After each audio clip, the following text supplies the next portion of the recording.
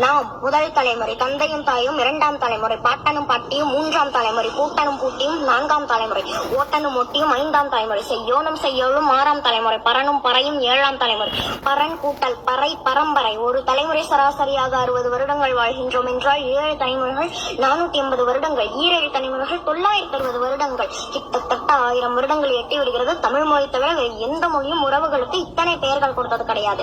அது மட்டுமல்லாது கணிதத்தில் 1, 10, 100, 1000, 10,000, 100,000, 10, 100,000, கோடி, அற்புதம், நிகற்புதம், கும்பம், கணம், கற்பம், பதுமம், சங்கம், வெள்ளம், மன்னியம், அர்த்தம், பதக்கம், பூரிய, முக்கோடி, மகாயுதம் என்று கணிதத்திலும் தமிழ் மொழி தவிர வேறு எந்த மொழியும் இத்தனை இடமதிப்பீடு கொடுத்தது கிடையாது. எத்தனை காலமானாலும் தமிழின் பெருமையை எடுத்துச் சொல்வேன். வாழ்க தமிழ்.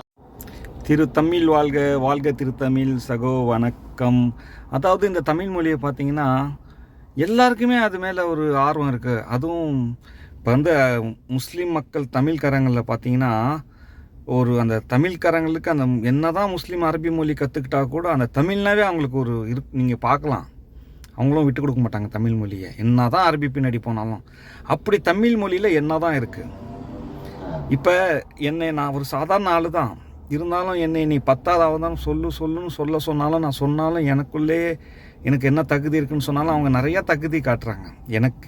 நான் நிறையா விஷயங்கள் எனக்கு தெரிஞ்சிருக்கு. ஆனால் நீங்கள்லாம் அதை நம்ப மாட்டீங்க சொன்னால். எனக்கு பயமாக இருக்குது சொல்கிறதுக்கு. அந்த மாதிரி விஷயங்கள்லாம் நிறையா இருக்குது. ஏன்னா நான் ஒரு வரலாறை பார்த்தேன்னா, ஒரு வரலாறை போய் படித்தேன்னா வச்சுக்கோங்களேன், ஒரு பழைய வரலாறு, அந்த வரலாறை பார்க்கும் பொழுது நான் படிக்கும்போதே அந்த வரலாறு கேட்கும் பொழுது எனக்கு இன்னொரு வரலாறு என் கண்ணுக்கு முன்னாடி தெரியுது. ஸோ அது சரி, நான் அப்புறமா இந்த இதை பற்றி பேசிடுறேன்.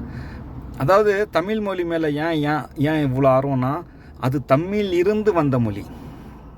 அதாவது எல்லோருக்குமான மாம் டேட் தமிழ் அவங்களுக்குள்ளே வந்த ஒரு மொழி, உணர்வு மொழி.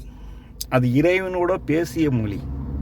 இறைவன்கிட்ட அவங்க உணர்வில் பேசினாங்களே அந்த மொழி.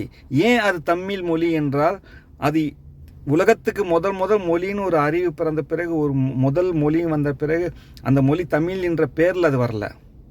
அது அதுக்கு அகென்ஸ்டாக நான் ஏற்கனவே சொல்லியிருக்கேன். அது பிரச்சனை எல்லாம் வந்தது அந்த உலகம் உருண்டையை வச்சு தான் பிரச்சனை வந்தது. சொன்னது உலகம் உருண்டை, 2வது தட்டைன்னு சொல்ல போகும்போது அவங்க பொய்யானாங்க. அதனால வந்த பிரச்சனை. முதல் வந்த எழுத்து ஆயுத எழுத்து அக்கன்னா, 3 உருண்டை, பூமி, சூரியன், சந்திரன்.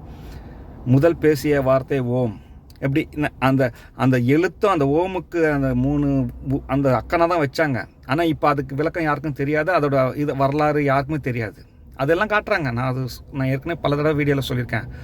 ஸோ அந்த தமிழ் மொழி அப்போ இறைவன் முதல் அவங்கள தமிழ் உணர்வில் பேசினானா, அவங்க உணர்வால் அதை கொண்டு வரும் பொழுது அது முதல் மொழி தமிழ் என்றால், அதுக்கு பேர் தமிழ்னு வந்துருச்சு. இருந்தாலும் அதே தமிழ் என்றது தான் நான் அந்த பேரே அவங்களுக்கு வச்சுட்டேன், தமிழ். ஏன்னா அப்படி எல்லாமே தமிழ் தான். இறைவன்